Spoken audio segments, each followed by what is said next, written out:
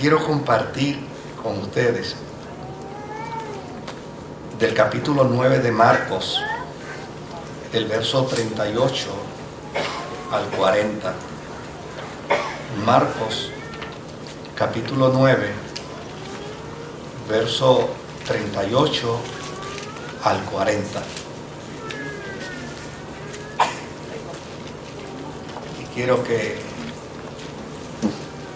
lea conmigo la palabra del Señor. Dice la Escritura: Maestro, dijo Juan, vimos a uno que expulsaba demonios en tu nombre y se lo impedimos porque no es de los nuestros. No se lo impidan, replicó Jesús. Nadie que haga un milagro en mi nombre puede a la vez hablar mal de mí. El que no está contra nosotros está a favor de nosotros. El Señor añada bendición a su santa y bendita palabra. Este es uno de esos pasajes bíblicos donde yo les tengo que confesar lo siguiente. Cuando yo quiero oír sobre este pasaje bíblico, siempre he tenido que predicarlo yo. En todos mis años como pastor y en todos mis años en el Evangelio, nunca he escuchado a nadie predicar sobre este pasaje bíblico. La razón puede ser diversa, pero desde luego lo que hace imperativo este pasaje bíblico dentro de su narrativa es la obligación que tenemos todos los cristianos a vivir dentro del marco de la tolerancia. Y desde luego, a mucha gente tal vez se le dificulte el hecho de que dentro de las doctrinas, dentro de los dogmas y dentro de las experiencias de nuestra fe, necesitamos vivir dentro de un marco de tolerancia. Dentro de la historia del documento de Marcos, uno encuentra una serie de información interesantísima sobre el documento. Número uno, no podemos olvidar que los nombres de los evangelios fueron puestos posteriormente. Al inicio no tenían nombres. Y desde luego, dentro de las Escrituras, encontramos que el Evangelio según San Marcos tiene ese título porque llana y sencillamente en la misma Escritura se da a entender que hubo una persona llamada Marcos, que este Marcos era sobrino de Bernabé, que fue compañero de Pedro y que fue el mismo que en un momento dado Pablo y Bernabé discutieron por él, porque a fin de cuentas a Pablo no le interesaba andar con Bernabé. También es interesante saber que este documento, el Evangelio según San Marcos, siempre estuvo vinculado a Marcos, a tal punto que grandes teólogos de los primeros años, como Papias, como Justino el Mártir, como el mismo Irineo, como el Canon Muratori, todos y cada uno de ellos apuntaba y decía que el autor de este evangelio había sido Marcos. Ese muchacho a quien Pablo despreció porque se acobardó en un momento dado, más adelante se convirtió en un extraordinario proclamador del evangelio. Ahora, algunos de los pensadores bíblicos, cuando hablan de Pedro, cuando hablan del evangelio de Marcos, dicen que Marcos es como si Pedro estuviera narrando sus propias historias, sus propias vivencias con respecto a Jesucristo. Y desde luego, dentro de ese contexto, se plantea el propósito del evangelio según San Marcos. Y uno de ellos es responder a los problemas del presente. Es decir, el libro de Marcos se escribe para responder a una serie de dificultades que los cristianos tenían en el momento en que ellos se estaban desarrollando como iglesia en el primer siglo, y desde luego para responder a esos problemas lo que hizo Marcos fue pensar en los dichos y en los hechos de Jesús para a través de ellos vincularnos a nosotros con el propósito de Dios. Es todavía lo que nosotros hacemos, porque cada vez que nosotros queremos actuar como cristianos, lo primero que debemos preguntarnos es cómo Jesús lo haría. Así es que el Evangelio según San Marcos tiene como propósito ello, ¿no? Buscar la forma de, a través de los dichos y a través de los hechos de Jesús, el poder responder a cada una de las necesidades de los cristianos, de las dificultades de los cristianos, para que veamos en Jesús ese modelo extraordinario de vida digno a seguir. Ahora bien, la historia que hemos leído en la noche de hoy, pues desde luego Marcos es muy claro en su planteamiento y dice que fue Juan el que se acercó a Jesús con la intención de que Jesús le aplaudiera una decisión espontánea, voluntaria, que él había tomado. Resulta que Jesús había mandado a los discípulos a predicar, los mandó de 2 en 2. Y una vez los mandó a predicar, ellos se encontraron con un individuo que estaba predicando en el nombre de Jesús y que estaba expulsando demonios en el nombre de Jesús.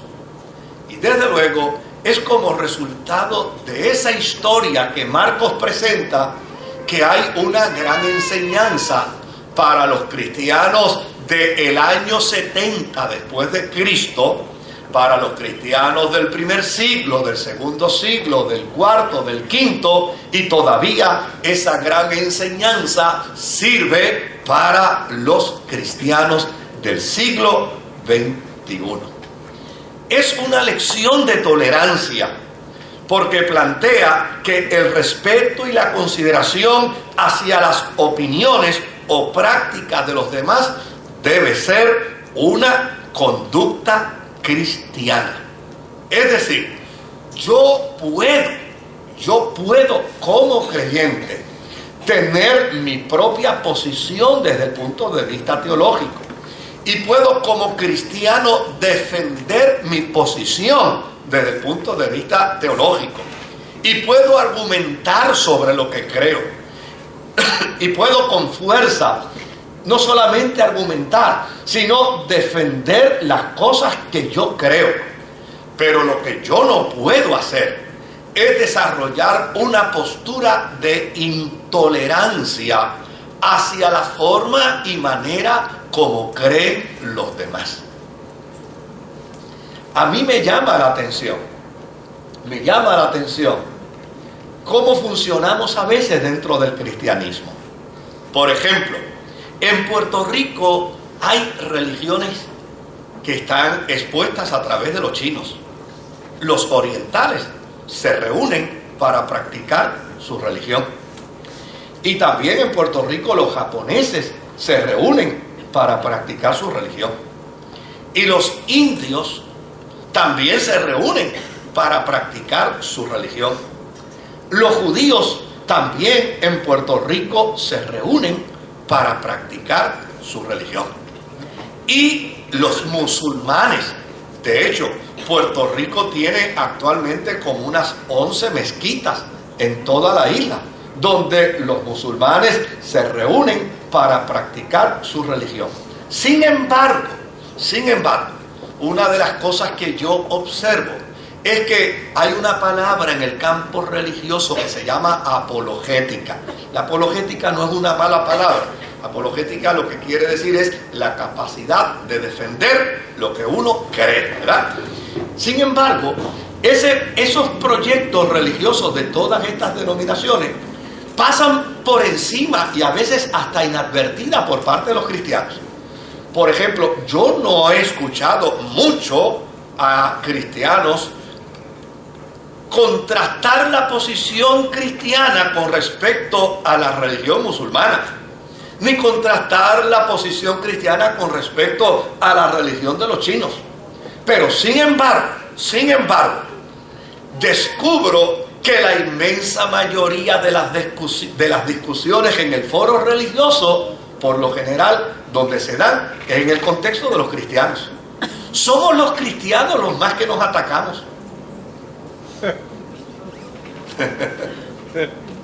Somos los cristianos los más que discutimos sobre nuestras posiciones. Somos los cristianos los que peleamos contra aquellos que tienen tal o cual posición distinta a la nuestra.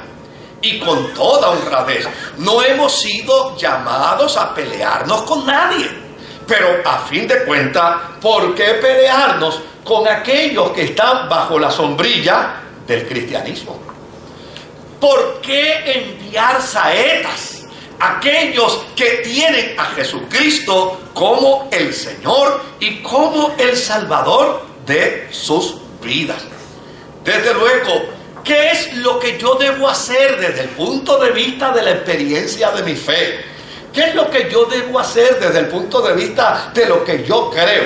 Pues mire, el mandato bíblico, el mandato escritural, es que aquello que me ha sido revelado, yo lo debo proclamar, yo lo debo defender, yo lo debo sostener, pero nunca debe ser al precio de atacar la experiencia de fe de otros. Nunca debe ser al precio de procurar ridiculizar la fe de otros.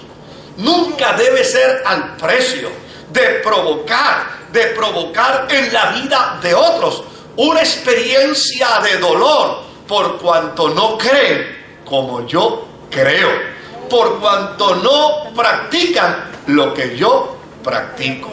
Mire, usted no tiene idea la cantidad de gente que yo me encuentro en la calle, gente que no vive la experiencia de fe que yo vivo. ¿Y sabe lo que muchas veces hacen? Me dicen, ay, yo cuando oro por usted, lo presento al Señor y lo presento a la divina providencia.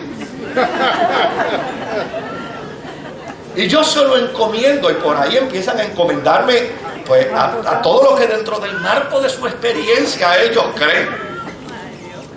¿Usted se cree que yo voy a perder mi tiempo entrando en una discusión para lacerar la fe que ellos tienen? Sobre todo cuando el anhelo y el deseo que está en su corazón es pedirle a Dios que me bendiga. No, en lo absoluto. De hecho, hace un par de años atrás, yo recibí una cartita y dentro de la cartita habían 2 bombones. Era una ancianita de Ponce que me decía, pastor, en mi iglesia, la iglesia católica, apostólica, romana, hicieron una actividad donde bendijeron estos dulces y dijeron que se los enviáramos a alguien a quien quisiéramos mucho. La verdad que yo pensé y pensé y pensé y finalmente entendí que a quien mejor le debía mandar los dulces es a usted. Pues yo bendije a Dios, porque allá en Ponce hay una católica apostólica romana que dice que me quiere mucho y me mandó 2 bomboncitos de strawberry dentro del sobre. Y óigame, yo bendije al Señor por el amor de ella y me los comí.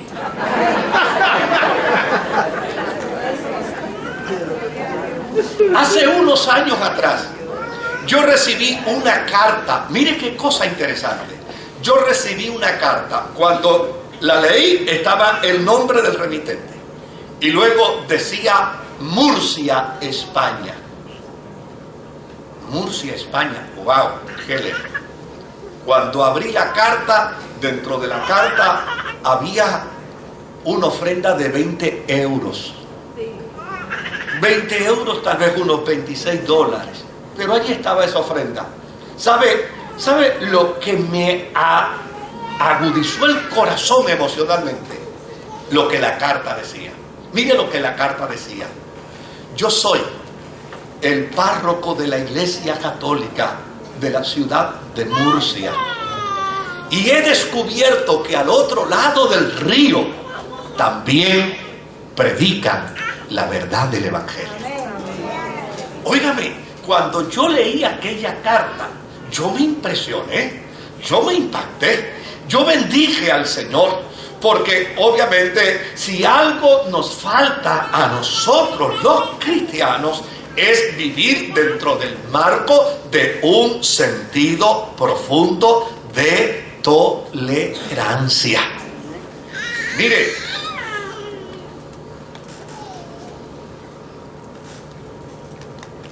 yo tengo un amigo de varios amigos sacerdotes y mira lo que él me dice.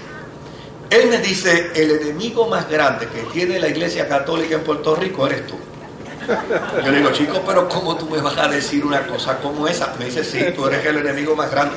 Porque a ti los católicos te escuchan, a ti los católicos te hacen caso, a ti los católicos te van a ver, a ti los católicos te compran CD. Oye, ¿cómo yo no voy a pensar que tú seas el enemigo más grande si yo quiero que me escuchen a mí, no a ti?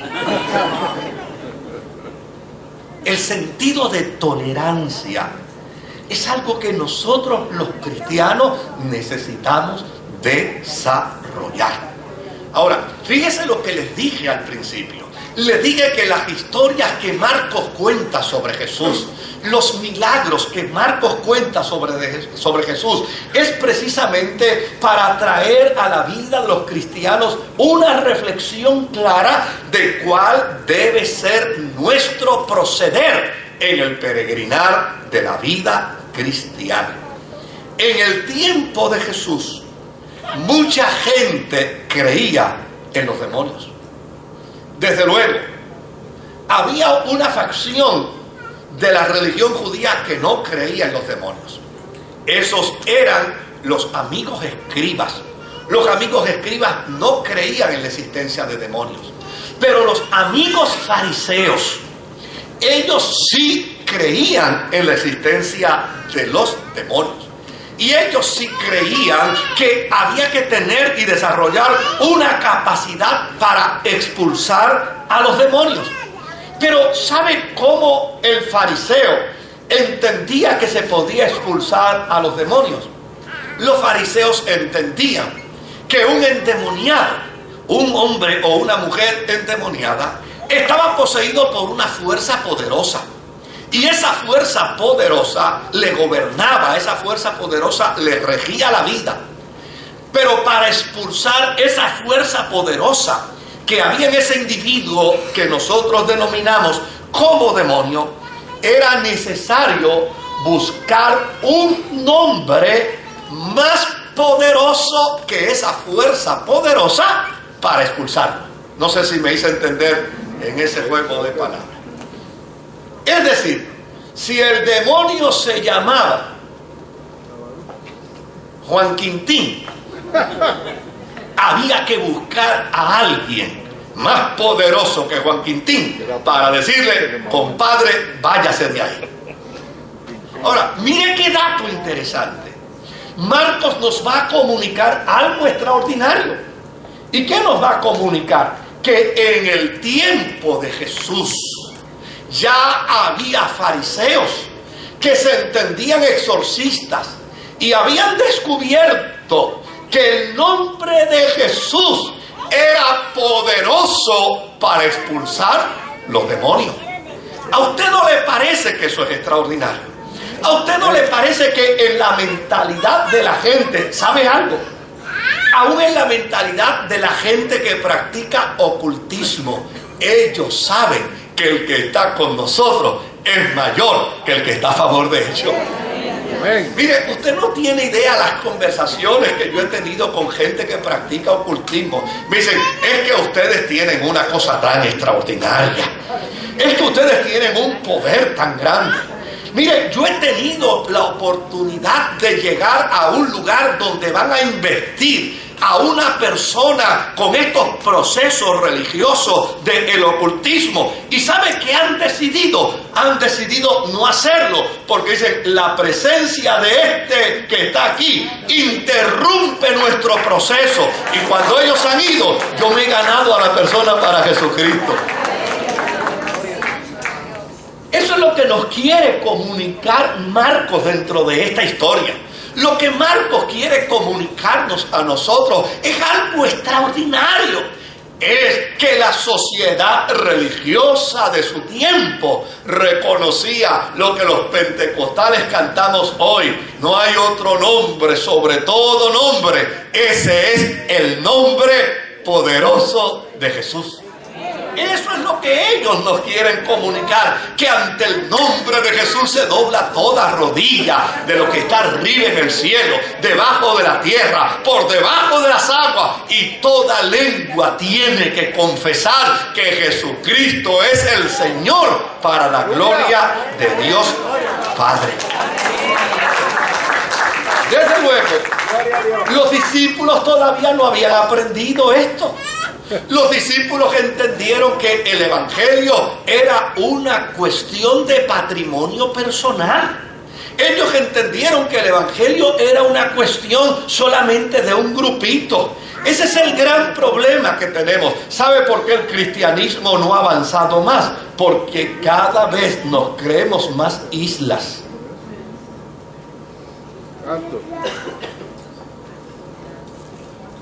No sé cuántos han ido a esa área de Canadá que le llaman 1000 islas.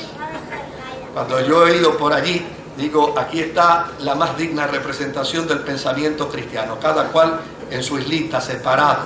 Y no hemos descubierto todavía que la fuerza del poder de la iglesia no está en lo que nos separa, sino en las cosas que nos unen.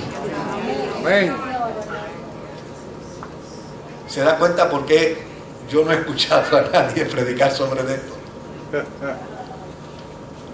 Porque esta es una enseñanza para gente cristiana adulta, para gente cristiana que ha madurado.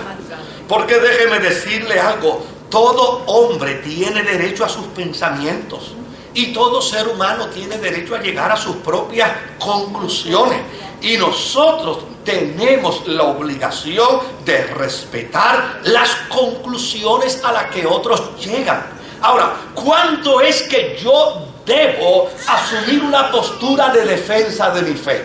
¿Sabe cuándo yo debo asumir una postura de mi fe? De defensa de mi fe. Yo debo asumir una postura de defensa de mi fe cuando veo que el que ocupa el centro de la vida cristiana, que se llama Jesucristo, me lo quieren poner más a la derecha o más a la izquierda. Ahí sí no hay negociación. Cuando alguien quiera venir a decir de Cristo algo que no corresponda a las Escrituras, ahí sí es verdad que no podemos negociar. Yo no puedo negociar el sentido profundo de lo que es cardinal dentro de la experiencia de la fe. Afirmar que Jesús no puede tener poder para sanar, para liberar, para transformar, para redarguir, eso yo no lo puedo aceptar bajo ninguna circunstancia, porque mi deber como cristiano es afirmar que en Jesucristo hay hay todo poder y que Él es la única alternativa que nos conduce al Padre. Él es el puente que nos lleva a la presencia de Dios. Eso yo no lo puedo negociar. ¿Qué otra cosa yo no puedo negociar? El planteamiento del querigma de la salvación. La salvación adviene solo por Jesucristo. No hay otro nombre debajo del cielo en el cual podamos ser salvos. Solo Jesucristo salva. Cuando alguien quiere decirme a mí que Pepe puede salvar, que Juancito puede salvar, que María puede salvar, yo tengo que decirle, no, perdóname, yo lo siento mucho. El único que salva se llama Jesucristo. Pero por lo demás, querido, yo tengo que respetar las conclusiones a las que llegan otros. Desde luego, nuestra naturaleza humana nos lleva a ser muy propensos a condenar lo que no entendemos. Esa es parte de nuestra naturaleza. Lo que yo no entiendo, ahí no me meto. Las preguntas que hago es para condenarlo. Es parte de la naturaleza, pero no tiene que ser la regla de nuestra vida. Lo que yo no entiendo, lo que debo hacer es simplemente esperar a poder entender. Mire cómo empieza la historia de la vida de Marcos. A Marcos no lo entendió Pablo. Y como no lo entendió, cuando estaba Pablo y Bernabé planificando su viaje segundo misionero, Pablo dijo, Bernabé con nosotros no va. Y Bernabé, que era su tío, le dijo, chico, pero ¿cómo que mi sobrino no puede ir con nosotros si fue al primer viaje y es parte del equipo evangelístico? Dijo, no, con nosotros no va, porque él se puso muy nervioso cuando estábamos en el primer viaje y se puso muy ansioso y por poco nos estropea el viaje. Y yo creo, óigame, como si los seres humanos no tuvieran derecho a cometer errores. ¿Y sabe qué hizo Bernabé? Le dijo, pues mira, Pablo, yo lo lamento mucho, pero yo veo un potencial tan extraordinario en Marco, que si tú no lo quieres utilizar, entonces bye. Vete tú por tu lado, yo me voy por el mío, y yo sigo trabajando con Bernabé. Y a mí con Marcos, y a mí me parece que Bernabé tomó la mejor decisión. Porque si Bernabé no hubiera tomado esa decisión frente a Pablo, porque a fin de cuentas Pablo era un neófito en ese momento. Pablo estaba iniciándose en la labor misionera, Pablo estaba iniciándose en la labor evangelística, Pablo estaba iniciándose en la labor apostolar y había cometido un gravísimo error, porque llana y sencillamente nosotros somos propensos a condenar lo que no entendemos. Pero necesitamos darnos tiempo. Mire, yo nací en Pentecostés. La experiencia que yo más amo, la experiencia que yo más quiero, la experiencia con la que yo me identifico públicamente, no importa dónde esté, no importa. Ahora, fíjese qué dato interesante. Cuando surgieron los aviones, los pentecostales no entendían esa cosa tan grande, pesada, volando por los aires. ¿Y sabe qué hicieron? La condenaron. ¿Usted se imagina? Condenaron el avión. Y dijeron que si Dios hubiera querido que los seres humanos volaran, nos hubieran dado alas. Hoy en día, si nosotros fuésemos a evaluar la bendición que han sido los aviones para la evangelización mundial, mire, cuando salió el radio, también condenamos el radio. ¿Y sabe lo que hacían algunos pastores? Salían sin anunciarse por los barrios a ver dónde escuchaban un radio. Y donde escucharan un radio que fuera parte de la iglesia, ese se ganaba un año de disciplina automáticamente. ¿Cuánta bendición ha sido la radio para la iglesia? También se condenó la televisión.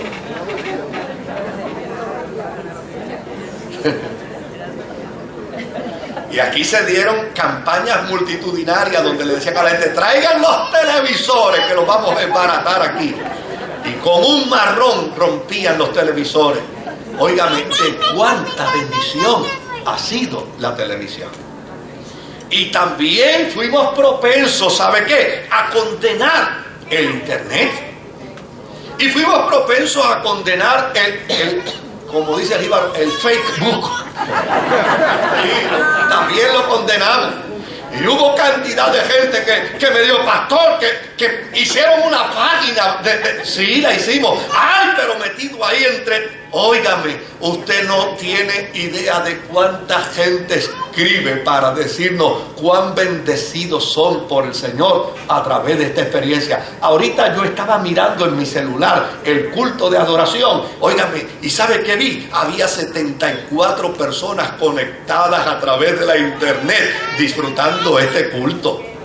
De no ser por ello, óigame, si nosotros nos cerramos a condenar todo lo que viene y todo lo que aparece porque no lo entendemos, vamos a perder extraordinarias oportunidades que Dios nos brinda para que el Evangelio sea conocido en lo más recóndito de toda la tierra.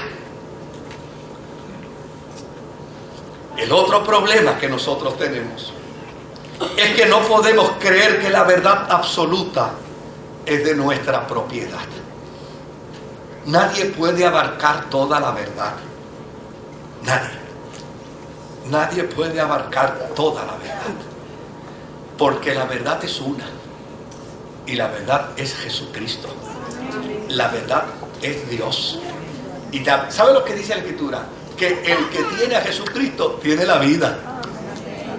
No plantea el que tiene a Jesucristo y tiene otras ideas. No dice el que tiene a Jesucristo y piensa de esta forma. No, el que tiene a Jesucristo tiene la vida. Por el otro lado, necesitamos entender que tolerancia significa que la verdad habita en muchos lugares. Y que la tolerancia es la acción del amor. A mí me gustan esas versiones viejas, que no sé, de la Biblia que usted ha leído probablemente, donde la palabra amor es sustituida por caridad. ¿Alguien ha leído una Biblia de esa, verdad? Que dice: la caridad todo lo sufre, la caridad todo lo espera. A mí me gusta esa expresión, porque caridad no es amor.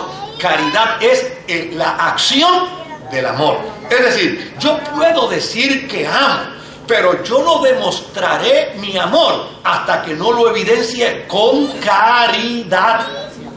La caridad es la acción que revela, que expone, que manifiesta el amor. Pues ¿sabe algo, querido? La tolerancia es la caridad. ¿Y sabe lo que dice la Escritura? Que la tolerancia, siendo la caridad, siendo el amor, es mayor que la fe y es mayor que la esperanza.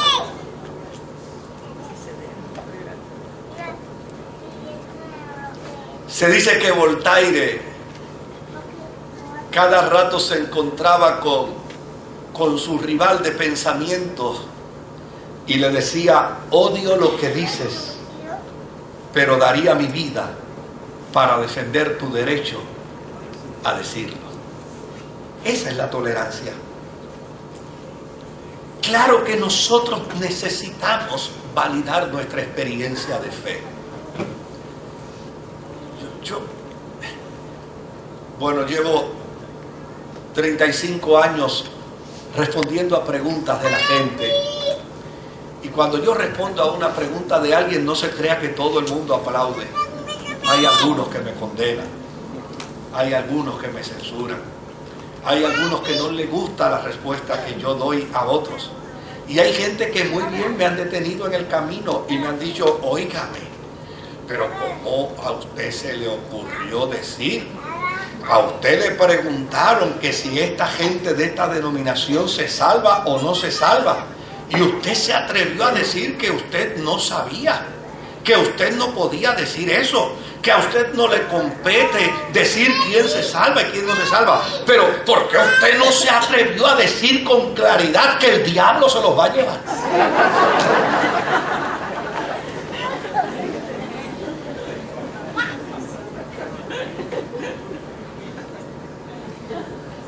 Y mi respuesta sigue siendo la misma. Dios nos llamó a predicar su evangelio. Dios no nos llamó a nosotros a comparar nuestra fe con nadie. Dios no nos llamó a nosotros a comparar nuestra experiencia de vida cristiana con nadie. Mire, yo aprendí esto en mi adolescencia, cuando yo estaba en la escuela superior, que allí fue donde yo tuve mi encuentro con el Señor, que allí fue donde yo comencé, óigame, a montarme en las guaguas de la AMA todos los días. Todos los días yo me montaba en una guagua de la AMA, iba desde San José hasta San Juan predicando a Jesucristo y me bajaba de San Juan hasta San José predicando a Jesucristo, y cuando llegaba a las 8:15 a San José predicando a Jesucristo, entonces entraba a la escuela. Y una de las experiencias más hermosas que yo tuve fue precisamente con un adventista del séptimo día, que un día me dijo: Moisés, yo ando buscando a alguien con quien yo pueda compartir la vida cristiana, alguien con quien yo pueda orar, alguien con quien yo pueda tener tiempo para leer la Biblia y para entenderla y para bendecir a Dios juntos. Me dice: ¿qué te parece si lo hacemos tú y yo? ¿Qué te parece si por las tardes nos vamos nosotros a nuestra casa o yo me voy a la tuya y sacamos un tiempo para orar, para bendecir al Señor? Y yo le dije: a mí me parece fantástico, claro que sí, pero tiene una condición. Yo me olvidaré de que tú eres adventista y guardas el sábado. Y tú te tienes que olvidar de que yo soy pentecostal y hablo en lengua. Si tú estás dispuesto a aceptarme a mí como yo soy, yo estoy dispuesto a aceptarte como tú crees. De momento me dio: eso lo vamos a hacer así. Y a partir de ese día nos fuimos, todos los días nos íbamos o a su casa o a mi casa, y tomábamos un tiempo hermoso para orar, para leer la Biblia, para bendecir al Señor, para cantar juntos cánticos espirituales. ¿Sabe qué sucedió un día? Un día mientras yo estaba orando, yo estaba orando en silencio, yo estaba orando calladito, y mientras yo estaba orando, de momento yo escuché a alguien hablando en lengua. Y yo dije: ay, bendito, ¿qué pentecostal se habrá metido aquí? Si lo que va a hacer es que va a escandalizar a mi amigo que es adventista, ¿por qué se habrá metido alguien aquí? Cuando yo levanté mi cabeza, allí no había nadie más. Era mi amigo adventista que, bañado en lágrimas, me decía: siento la presencia de Dios que me ha inundado por completo. Mire, yo no tengo por qué pretender cambiar la vida de nadie. Yo no tengo por qué pretender imponer mis ideas sobre nadie. Yo no tengo por qué pretender imponer mi doctrina sobre nadie. Hay un elemento que se llama la gracia del poder del Espíritu Santo que obra en la vida de los seres humanos. Y cuando un ser humano va en búsqueda de Jesús, ¿sabe lo que dice la palabra? Yo me haré encontrar de aquellos que temprano buscan mi rostro. Amén. Por lo tanto, queridos, nosotros debemos combatir cualquier experiencia religiosa que haga hombres perversos, que haga hombres malos, que haga seres humanos diabólicos, que haga seres humanos corruptos. Nosotros debemos combatir cualquier experiencia que trate de destruir la imagen del Dios invisible que está representada en la persona de Jesucristo. Nosotros debemos combatir, hermano. A mí me encanta la expresión de Jesucristo, del Cristo resucitado, cuando le dice a la iglesia de Éfeso: yo te felicito porque tú aborreces las cosas que yo también aborrezco. Porque a fin de cuentas, lo que Dios aborrece, tú y yo debemos aborrecerlo.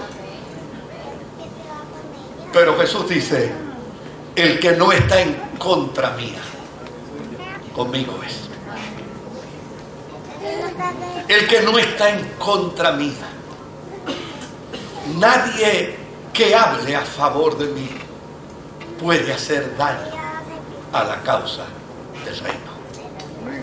Y cuando yo veo el planteamiento de Jesús, y cuando yo veo lo que Jesús nos dice sobre esta experiencia, ¿sabe lo que nos pone de manifiesto?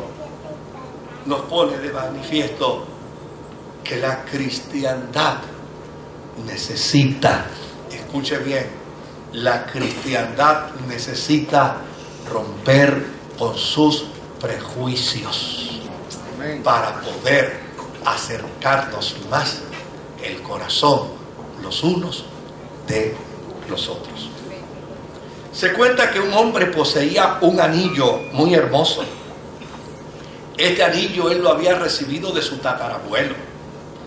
Su bisabuelo lo había usado. Su abuelo lo había heredado. Su padre lo había heredado. Y cuando su padre falleció, él heredó ese anillo que había recibido de tantas generaciones. Y dentro de la historia se dice que el anillo era mágico y que ese anillo cambiaba la conducta de la gente que lo poseía. Pero desde luego él tuvo una dificultad, y es que él tuvo 3 hijos, y a la hora de su muerte él tenía una gran preocupación. Yo quiero el bienestar para mis 3 hijos. ¿A cuál de ellos entonces le voy a dar el anillo? ¿Y sabe qué decidió este hombre? Este hombre decidió mandar a hacer 2 anillos más, idénticos, similares al que tenía. Y llamó al primer hijo y le dio un anillo.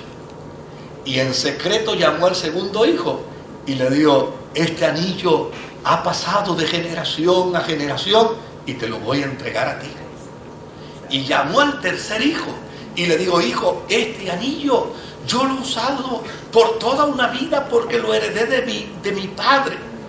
Ha pasado de generación a generación y te lo voy a dar a ti. Desde luego, el padre murió. Pero cuando los hijos descubrieron que a cada uno el padre le había dado un anillo, entonces ellos decidieron saber cuál de los 3 anillos era el auténtico.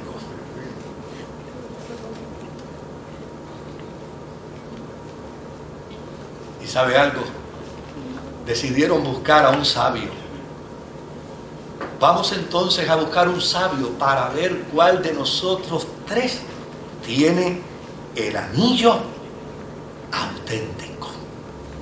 Llegaron donde el sabio, pusieron los 3 anillos sobre una mesa. El sabio los evaluó, los miró detenidamente y desde luego el sabio descubrió el anillo mágico. Él descubrió de los 3 cuál era el anillo generacional. Y sabe, se guardó el secreto. Llamó a los 3 hijos y mira lo que les dijo: ustedes sabrán quién posee el anillo mágico solo por su bondad. El que tenga el anillo mágico sabrá que lo posee porque será bondadoso, amoroso, tierno, amigable, misericordioso. Y empezó a describirle las virtudes de Dios. El que de ustedes se comporte de esta manera, óigame, usted es el portador del anillo mágico. Los 3 salieron de la casa del sabio convencidos que tenían el anillo mágico. Y los 3 se comportaron bondadosos, tiernos, amorosos, misericordiosos. Esto acontece con el Evangelio. a los discípulos se les ocurrió hacerle una pregunta a Jesús. Y le preguntaron a Jesús, ¿cómo se conocerán los cristianos? ¿Y sabe cuál fue la respuesta de Jesús? Por su fruto los conoceréis. Así es que el verdadero cristiano no es el evangélico. El verdadero cristiano no es el católico. El verdadero cristiano no es el adventista. El verdadero cristiano no es el bautista, ni el verdadero cristiano es el que pertenece a la iglesia evangélica, ministerio sanador. El verdadero cristiano es el que posee en su vida las virtudes del evangelio, de aquel que nos sacó de las tinieblas para ponernos en su luz admirable. Y si nosotros entendemos el evangelio desde esa dimensión, entonces descubriremos cuán amplio es el amor de Dios, cuán amplia es la gracia de Dios, cuán grande es la misericordia de Dios, porque a fin de cuentas no seremos conocidos por Dios a través de nuestros estilos cúlticos, ni seremos conocidos por Dios a través de las denominaciones, ni seremos conocidos por Dios a través de las sectas a las que alguien pertenezca. A usted no le van a reconocer relación con Dios por la iglesia a la que pertenece. Solo por el fruto usted será conocido. Y si vivimos dentro de la dimensión del fruto, del amor, de la misericordia, de la compasión, de la bondad, de la templanza, si vivimos bajo el fruto de la esperanza, si vivimos bajo el fruto de la tolerancia, óigame, indistintamente la denominación a la que usted pertenezca, usted es parte del cuerpo de Jesucristo. A fin de cuentas, la Biblia dice, en la eternidad habrá un solo rebaño y un solo pastor. En cierta ocasión, Jesús conversó con una mujer en el pozo. La mujer tenía un mar de inquietudes. Provenía del movimiento de los samaritanos. El único problema es que los asirios habían invadido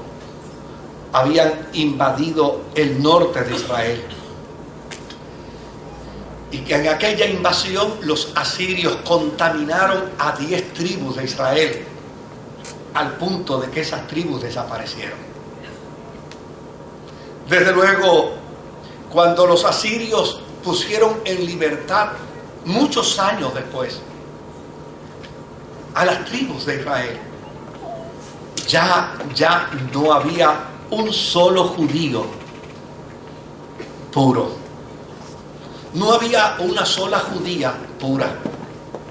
Todos los judíos eran mestizos, se habían mezclado con las distintas etnias del mundo asírico. Los enviaron para Israel de nuevo, porque ellos querían llegar a Israel. Cuando llegaron a Israel, descubrieron que los que habían estado cautivos en Babilonia por 70 años se habían mantenido puros, y desde luego, como ellos se mantuvieron puros, no aceptaron a los samaritanos. Es como los puertorriqueños que aceptan a los neoyorricanos nada más que cuando son peloteros, boxeadores, artistas. Entonces son nuestros. No saben hablar español, pero decimos que son nuestros. Ah, sí, es un astronauta, ese es puertorriqueño. No ha pasado por Puerto Rico, pero es puertorriqueño. Pero si no es de lo que nosotros queremos, entonces decimos, es neoyorricano. Lo mandamos para el norte inmediatamente. Así vivieron los samaritanos. ¿Qué les costó? Les costó irse al monte Gerizim y allí levantar un templo. Les costó desarrollar un sistema cúltico sincrético, porque a fin de cuentas no eran permitidos en la experiencia de la adoración judía. La falta de tolerancia hacía, oiga bien, la falta de tolerancia por los judíos hacía que los samaritanos no pudieran crecer en la fe, que los samaritanos no pudieran conocer al Dios de Israel. Ellos amaban al Dios de Israel, pero ya y sencillamente la falta de tolerancia de Israel los mantenía totalmente separados de la comunión. ¿Y sabe qué sucedió, queridos? Al final apareció Jesús. Y aquella mujer le hizo una pregunta a Jesús. Jesús, nosotros adoramos en el monte Gerizim y los judíos adoran en el templo. Jesús, dime, ¿dónde es que se da la verdadera adoración? ¿La verdadera adoración se dará en el templo o la verdadera adoración se dará en el monte Gerizim? ¿Y sabe qué contestó Jesús? Dijo, mujer, la hora viene y la hora es cuando los verdaderos adoradores adorarán al Padre en espíritu y en verdad, y tales adoradores el Padre busca. Aleluya. Mire, déjeme ver cómo yo camuflajeo un poco la historia, pero le voy a decir la verdad. Pero mire, era necesario pasar por Samaria. Mire cómo ya la voy a camuflajear. Alguien se me acercó hoy en uno de los cultos de la mañana y me dijo, pastor, invité a un amigo. No sé si llegue porque es bien escéptico. No cree ni en la luz eléctrica. Lo invité y me puso muchos peros. Pero vamos a ver si llega. Y bueno, ojalá llegue. Yo hablaba en esta mañana de la conciencia social de Jesús, para hacerle entender al ser humano cuánto vale, para que el ser humano se levante de su caída. Y cuando yo terminé de predicar, se me acercó esta persona y yo dije, válgame Dios, vamos a ver qué me va a decir. Me dice, mire, yo le voy a decir algo a usted. Yo sí, ¿cómo no? Dime. Me dice, así como usted predicó a Jesús hoy, así es como yo lo entiendo, así es como yo lo acepto. Y yo tengo que confesarle que así como usted habló de ese Jesús hoy, así es como yo quiero decir que Él es mi Señor y Él es mi Salvador. Usted no tiene que preocuparse por la forma y manera como otros piensan, como otros creen. La verdad no grita, la verdad convence. Usted no tiene que caer en la histeria de pensar. Oiga, yo leí una vez una anécdota de un misionero que fue llevado a una región en Centroamérica, y entonces el brujo de esa comunidad era el que mejor casa tenía, y desde luego los hermanos de la comunidad querían acomodar al misionero en la mejor casa, así que se pusieron de acuerdo y dijeron, bueno, lo único que nos queda como alternativa para poder acomodar al misionero en la mejor casa es hablarle al brujo a ver si nos alquila su casa. Hablaron con el brujo y el brujo les alquiló la casa. Desde luego ellos fueron a buscar al misionero al aeropuerto y empezaron a hablarle de cómo habían preparado la campaña, de cómo habían preparado la actividad, de cómo todo estaba desarrollado. Pero al final le dijeron, pastor, le tenemos una noticia que no sé cómo usted la va a tomar, cómo usted va a manejarla. Y dice, dígame, no importa. Dice, es que verdad, en nuestra comunidad no hay hotel, en nuestra comunidad no hay siquiera nada donde lo podamos poner, donde usted se merezca. Y el único que tiene una buena casa en nuestra comunidad es el brujo, pero nosotros se lo queremos advertir, queremos advertirle que usted va a estar esa semana en la casa del brujo para que usted tenga mucho cuidado. Y él dijo, no, perdonen, a mí no me tienen que advertir nada, díganle al brujo que yo voy a estar una semana en su casa, que tenga mucho cuidado conmigo, porque yo lo puedo transformar con el poder del evangelio. Y dentro de la historia se dice que al final el brujo había recibido a Jesucristo como Salvador. No tengamos temor, no tengamos preocupación, no tengamos una postura de intolerancia a la gente que no piensa como nosotros. La Biblia dice que al que sale a buscar al Señor de mañana, Él se le hace encontrar en el camino. Y yo conozco decenas de testimonios de gente que salió a buscar a Jesús y lo fueron a buscar por un lugar, y lo fueron a buscar por otro, y lo fueron a buscar por otro, y lo fueron... Mire, aquí hay una hermana querida, la vi esta mañana en el culto de las 8 de la mañana. Un día ella llegó aquí hace más de 23, 24 años. Cuando pasó por la puerta, yo la saludé y le pregunté si había venido otras veces. Me dijo, no, esta es la primera vez. Le digo, ¿alguien la invitó? Y me dijo, sí, me invitó María. Y claro, cuando me dijo que María la había invitado, yo pensé que había sido alguna de las Marías de la iglesia. Le dije, ¿cuál de ellas? ¿Cuál de ellas? Me dice, no, María, la madre de Jesús, me invitó.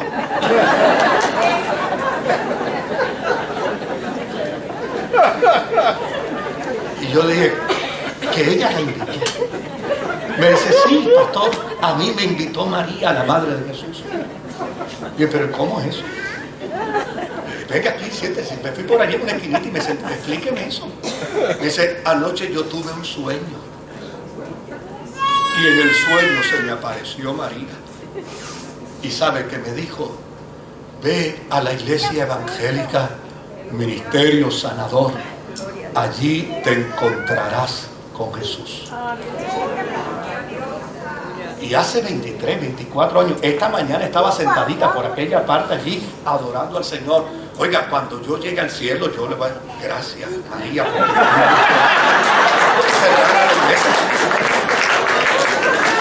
¡qué preocupación! ¡Qué preocupación yo tengo que tener! Si el que está con nosotros es mayor que el que está en el mundo. Si el que está con nosotros es el puente para comunicarnos con Dios. Aprendamos el secreto de la tolerancia. Aprendamos la virtud de no condenar. Aprendamos la virtud de no juzgar a nadie. ¿Y sabes qué? Veremos a Dios hacer milagros con solo proclamar que Jesucristo es el que salva, que Jesucristo es el que sana, que Jesucristo es el que bautiza en Espíritu Santo y fuego, y que Jesucristo es el que vuelve por segunda vez. El Señor me los bendiga.